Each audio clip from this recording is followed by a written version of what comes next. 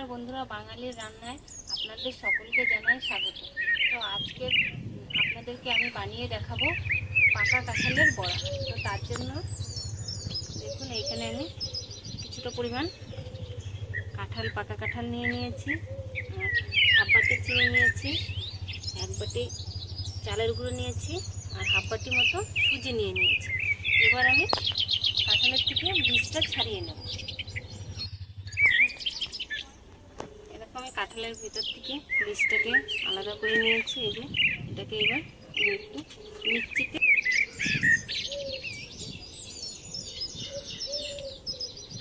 কাঁঠাল পেস্ট করা হয়ে গেছে। মিক্সিতে দিয়ে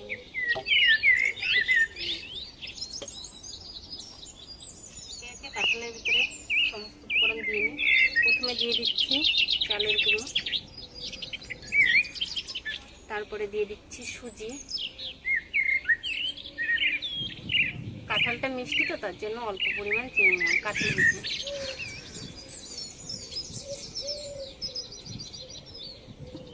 হাফ চামচেরও কম লবণ।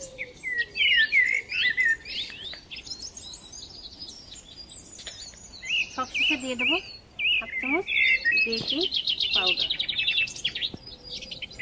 বেকিং পাউডারটা আপনাদের না থাকলে না দিলেও চলবে। কিছু দিয়ে ফেটিয়ে নেব ভালো করে। তো আমি এটা আমার হাত দিয়েই ফেটিয়ে নিচ্ছি। দেখুন, এবারে আমি উনুনে কড়াইটা চাপিয়ে দিয়েছি। এবার উনুনটা ধরিয়ে নেব। কড়াইটা গরম হয়ে গেছে। এবার কড়াইতে আমি তেল দিই।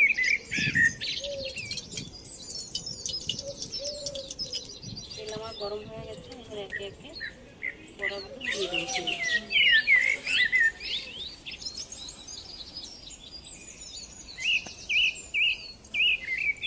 দেখুন বড়াগুলো কতটা সুন্দর হয়েছে। এই যে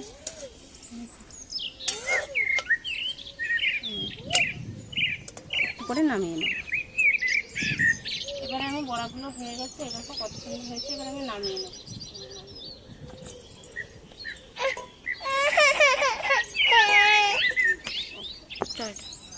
এই যে আমার সমস্ত বড়াগুলো ভাজা শেষ হয়ে গেছে। এই যে দেখো কত সুন্দর হয়েছে দেখতে। আমার কাঁঠালের বড়া করা কমপ্লিট। এই যে দেখো বড়াগুলো কত সুন্দর হয়েছে। তোমরা কে কে কাঁঠালের বড়া খাও এভাবে করে কমেন্টে জানিও।